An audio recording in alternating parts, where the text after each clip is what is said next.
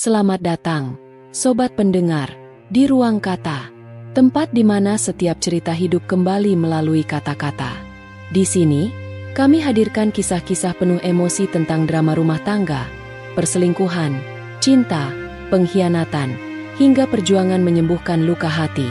Setiap episode bukan hanya sekadar hiburan, tapi juga penuh pelajaran berharga yang bisa kita renungkan bersama. Jangan lupa untuk like, komen, dan subscribe agar tidak ketinggalan cerita-cerita inspiratif berikutnya. Langit sore itu kelabu, seolah turut berduka atas kepergian seorang lelaki yang begitu dihormati di lingkungan itu. Hujan rintik-rintik turun perlahan, menyatu dengan air mata Alia yang berusaha ia sembunyikan di balik kerudung hitamnya. Di tepi liang lahat, ia berdiri terpaku menatap tanah merah yang perlahan menutupi jasad ayahnya. Pak Harun, sosok yang selama ini menjadi tempat ia bersandar, berlindung, dan belajar tentang hidup. Suara doa dan lantunan ayat suci mengalun lirih dari para pelayat. Beberapa kerabat menepuk bahunya, memberi penguatan. Namun hati Alia tetap terasa hampa. Ia masih sulit menerima kenyataan bahwa pagi tadi, tangan dingin ayahnya tak lagi menggenggam tangannya seperti dulu. Kini hanya batu nisan sederhana dengan namanya yang terukir rapi, Harun bin Saleh, 1958 hingga 2025. Tak jauh darinya, berdiri Raffi, suaminya, bersama Bu Ratna, ibu mertuanya. Keduanya tampak kaku, bukan karena duka mendalam, melainkan karena sesuatu yang lain. Tatapan mereka tidak memancarkan kesedihan, tapi penuh perhitungan. Di sela hujan dan doa, Alia sempat menangkap sorot mata Raffi yang dingin, seolah tengah menimbang sesuatu. Ia mencoba menepis pikiran buruk, mengira mungkin dirinya terlalu sensitif karena masih dalam suasana kehilangan. Setelah jenazah dimakamkan dan para pelayat mulai meninggalkan area pemakaman, Alia masih berdiri sendirian di sana. Hanya satu kalimat yang berulang kali berputar dalam benaknya. Sekarang aku benar-benar sendiri. Ia tidak tahu, sejak saat itu, kesendirian itu justru akan menjadi awal dari badai panjang yang menantinya. Menjelang maghrib, tahlilan pertama digelar di rumah besar peninggalan ayahnya di Jalan Melati. Rumah itu berdiri megah dengan arsitektur kolonial dan halaman luas penuh bunga melati, bunga kesukaan almarhum. Dari luar, suasananya tampak tenang dan hikmat, tapi di dalam, mulai terdengar bisik-bisik halus di antara tamu dan keluarga. Katanya, rumah ini mau diwariskan ke Alia, ya? Bisik seorang bibi dari pihak keluarga jauh. Masa ia semua buat dia sendiri? Raffi suaminya kan juga berhak, sahut yang lain. Alia mendengarnya sekilas saat ia menyuguhkan air mineral kepada para tamu. Dadanya sesak, tapi ia berusaha tetap sopan. Baginya, hari itu seharusnya hanya tentang doa dan perpisahan, bukan tentang harta. Raffi tampak duduk di ruang tamu dengan wajah datar. Bu Ratna di sebelahnya mulai berbicara lembut pada beberapa tamu. Namun nada suaranya tak bisa menutupi rasa ingin tahunya yang berlebihan. Ya, Pak Harun orang baik, tapi sayang tak sempat menyusun rencana matang. Kalau semuanya diserahkan ke anak perempuan saja, kasihan Alia. Wanita kan butuh bimbingan suami, katanya, tersenyum samar. Ucapan itu terdengar sampai ke telinga Alia. Ia menunduk, pura-pura sibuk membereskan gelas. Namun dalam hatinya muncul perasaan aneh, campuran antara marah, sedih, dan curiga. Ia tahu ibu mertuanya tidak pernah benar-benar menyukainya. Bagi Bu Ratna, Alia hanyalah gadis biasa yang menikahi anaknya tanpa membawa harta atau status apapun. Malam makin larut, tamu mulai berkurang. Udara di rumah besar itu terasa dingin dan berat. Alia duduk sendirian di kamar ayahnya, memandangi foto lama mereka berdua di atas meja. "Ayah, aku takut," bisiknya pelan. "Aku takut tak bisa menjaga semua yang ayah tinggalkan." Di ruang tamu, suara langkah kaki terdengar samar. Raffi berbicara dengan nada rendah kepada ibunya. "Kalau benar rumah ini atas nama ayahnya, kita harus segera pastikan apa isi surat wasiatnya. Aku nggak mau nanti terlambat." Bu Ratna mengangguk. "Iya, besok kita panggil notaris yang biasa urus urusan almarhum, sebelum semua orang tahu lebih jauh." Alia mendengar percakapan itu dari balik pintu yang sedikit terbuka. Hatinya mencelos. Baru 3 hari ayahnya meninggal. Tapi Raffi dan keluarganya sudah membicarakan warisan. Ia memejamkan mata, menahan air mata yang kembali mengalir. Hujan di luar kian deras. Petir sesekali menyambar, membuat bayangan di dinding menari-nari menakutkan. Dalam kesunyian malam duka itu, Alia merasakan firasat buruk yang sulit dijelaskan. Ada sesuatu yang akan terjadi, sesuatu yang akan menguji kesabarannya, kekuatannya, dan cinta yang selama ini ia kira tulus dari seorang suami. Dan malam itu, di rumah yang masih beraroma dupa dan tanah basah, Alia berjanji dalam hati, apapun yang terjadi, aku akan menjaga rumah ini. Karena ini bukan sekadar bangunan, tapi kenangan terakhir dari ayah. 3 malam setelah pemakaman, suasana rumah besar di Jalan Melati masih terasa muram. Aroma bunga melati dan dupa dari tahlilan semalam masih menggantung di udara, bercampur dengan keheningan yang mencekam. Alia duduk di ruang tamu mengenakan pakaian hitam sederhana. Wajahnya tampak pucat. Ia belum benar-benar pulih dari duka kehilangan ayahnya. Namun pagi itu, sebuah kabar datang yang akan mengubah segalanya. Sebuah mobil hitam berhenti di halaman. Dari dalamnya turun seorang pria paruh-baya dengan jas abu-abu rapi, membawa map coklat tebal di tangannya. Saya Pak Arman, notaris yang selama ini menangani urusan hukum almarhum Pak Harun, ucapnya sopan begitu masuk ke ruang tamu. Alia menatapnya bingung. Ada keperluan apa, Pak? Tanyanya pelan. Pria itu menatapnya dengan ekspresi hati-hati. Saya diutus untuk menyampaikan sesuatu yang sangat penting. Ada surat wasiat dari almarhum ayah Anda. Sekejap suasana ruangan menjadi hening. Raffi yang semula duduk bersandar langsung menegakkan tubuhnya. Bu Ratna melirik cepat ke arah anaknya, lalu ke arah Alia. Tidak ada yang berbicara selama beberapa detik yang terasa begitu panjang. Notaris itu membuka mapnya perlahan, mengeluarkan selembar kertas dengan kop resmi dan tanda tangan Pak Harun di bagian bawahnya. Suaranya tenang namun tegas saat ia mulai membaca. Saya, Harun bin Saleh, dalam keadaan sehat dan sadar sepenuhnya, dengan ini menyatakan bahwa rumah besar di Jalan Melati berikut seluruh isinya, saya wariskan kepada putri saya, Alia Harun, sepenuhnya, tanpa pengecualian. Seketika ruangan terasa bergetar. Suara jam dinding berdetak pelan. Tetapi bagi Alia, bunyinya terdengar begitu keras di telinganya. Ia menatap ke arah notaris, memastikan ia tidak salah dengar. Rumah itu, seluruhnya, Raffi menegang di tempat duduknya. Rahangnya mengeras. Sementara Bu Ratna berusaha tersenyum namun jelas terlihat bahwa wajahnya memucat. Ia menatap Raffi tajam, memberi isyarat dengan pandangan mata. Kita tak boleh diam. Notaris melanjutkan dengan tenang. Selain rumah ini, Bapak Harun juga meninggalkan sejumlah tabungan dan surat berharga, tetapi sudah disalurkan untuk yayasan sosial sesuai keinginan beliau. Hanya rumah inilah yang diwariskan kepada ahli waris tunggal, yaitu Nona Alia. Setelah selesai membaca, Pak Arman menatap Alia lembut. Almarhum sangat menyayangi Anda. Beliau ingin memastikan Anda memiliki tempat yang aman untuk tinggal dan melanjutkan hidup. Alia menunduk. Matanya mulai berkaca-kaca. Ia tidak tahu harus bersyukur atau semakin sedih. Rumah itu adalah kenangan terbesar antara dirinya dan ayahnya. Setiap dinding menyimpan cerita masa kecilnya. Tapi di sisi lain, ia bisa merasakan hawa dingin dari arah lain ruangan. Dari tatapan Raffi dan Bu Ratna yang kini berubah tajam dan penuh perhitungan. Setelah notaris pamit, suasana berubah drastis. Raffi berdiri dengan tangan terlipat di dada. Jadi, semua ini cuma untukmu. Suaranya terdengar datar, tapi matanya menyala marah. Alia menatapnya tak percaya. Raffi, ini keputusan ayah. Aku bahkan tidak tahu apa-apa tentang wasiat ini. Ah, tentu saja kau tidak tahu, seloroh Bu Ratna sinis. Tapi aneh ya, anak perempuan dapat semuanya, sementara suaminya tidak dianggap apa-apa. Bukankah harta istri adalah juga milik suami? Alia menggigit bibirnya, mencoba menahan amarah. Bu, ayah sudah menulisnya jelas. Ini amanah beliau. Raffi mendengus. Amanah atau akal-akalannya saja? Aku tahu ayahmu tak pernah menyukaiku. Ini pasti cara dia memastikan aku tak dapat apapun. Ucapan itu membuat hati Alia perih. Ia berdiri perlahan. Suaranya bergetar namun tegas. Jangan bicara seperti itu. Ayah sudah tiada.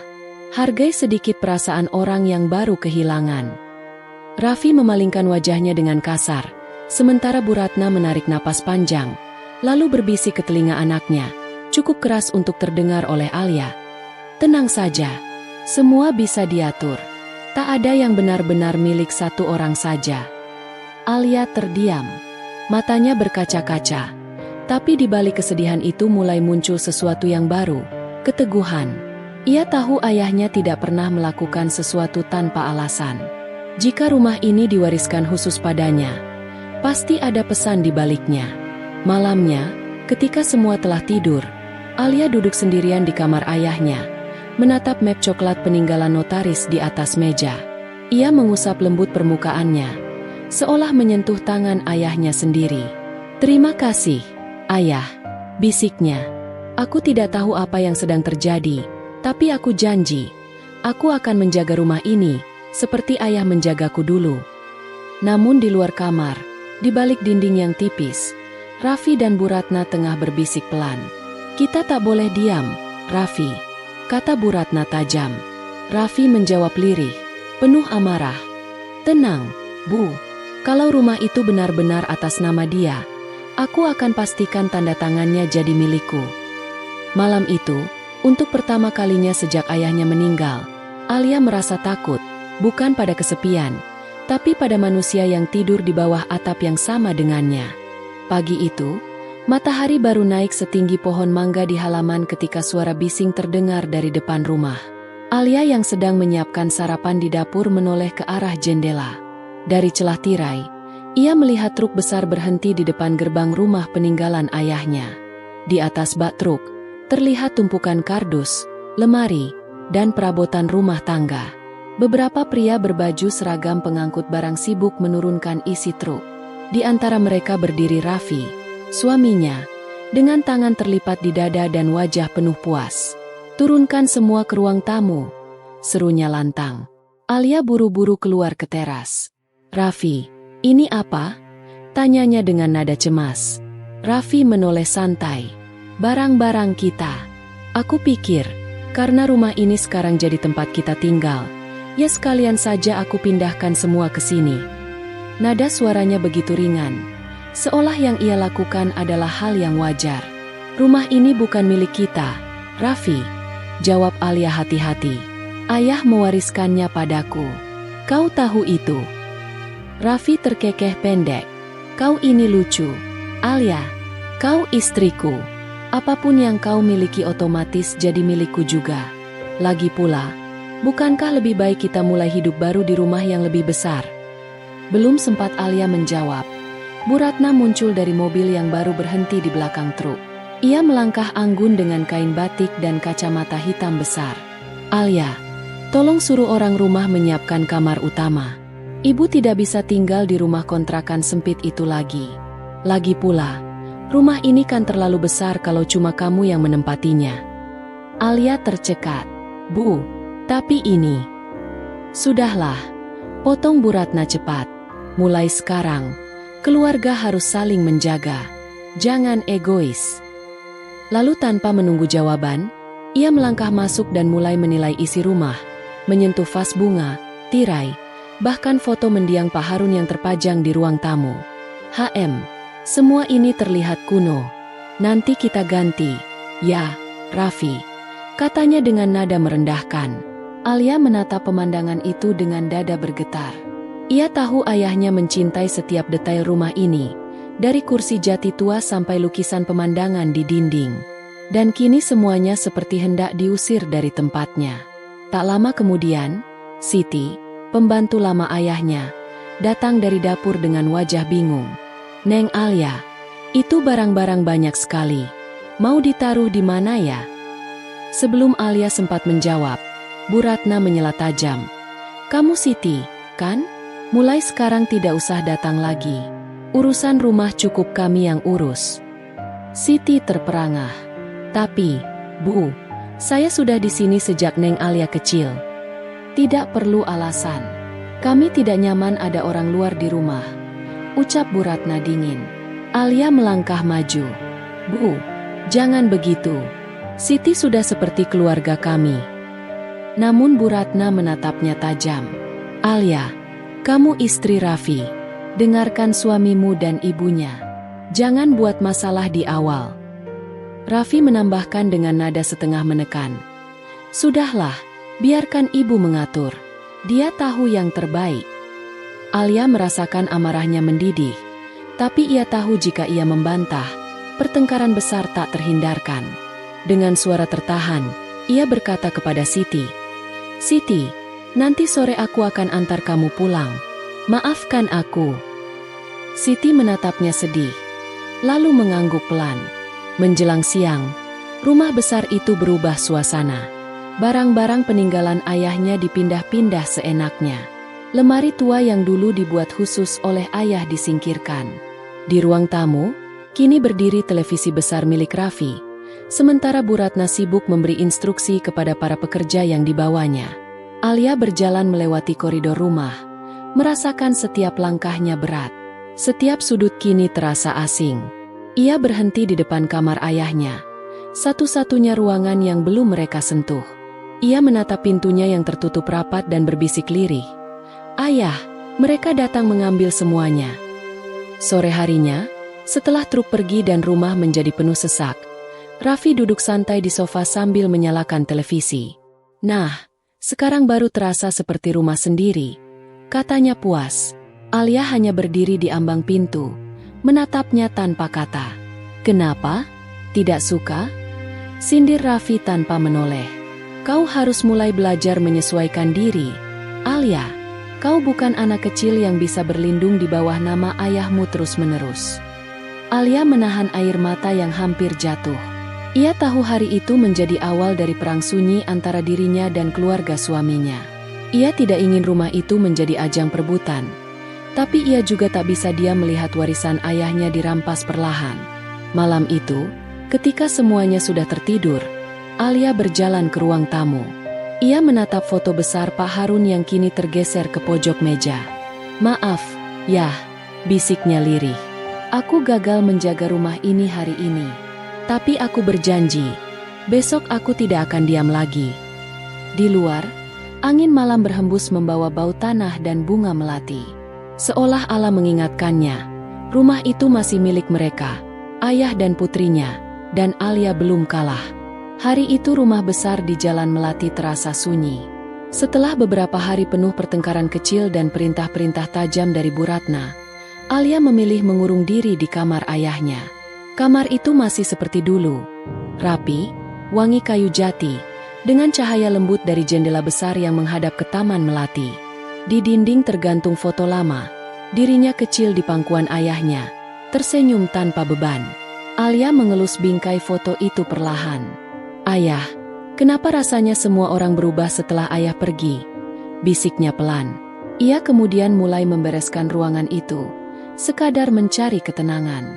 Di sudut ruangan, ia melihat lemari tua berwarna coklat gelap, penuh debu dan sarang laba-laba. Lemari itu dulu sering ditutup rapat oleh ayahnya, dan tak pernah dibiarkan siapapun membukanya. Rasa penasaran menguasai Alia. Ia mencoba menarik pegangan pintunya, tapi terkunci rapat. Ia mencari kunci di sekitar meja kerja ayah, membuka laci demi laci, hingga menemukan sebuah kunci kecil berbentuk bunga melati, lambang kesukaan ayahnya. Saat kunci itu dimasukkan ke lubang, terdengar klik halus. Lemari pun terbuka. Alia menatap isi di dalamnya.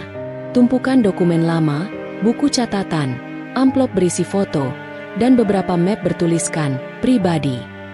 Di bagian bawah, ada sebuah buku kulit lusuh dengan tulisan tangan ayahnya di sampul. Catatan untuk Alia. Tangan Alia gemetar saat membuka halaman pertama. Tulisan tangan ayahnya yang khas, rapi dan tegas, seolah berbicara langsung kepadanya.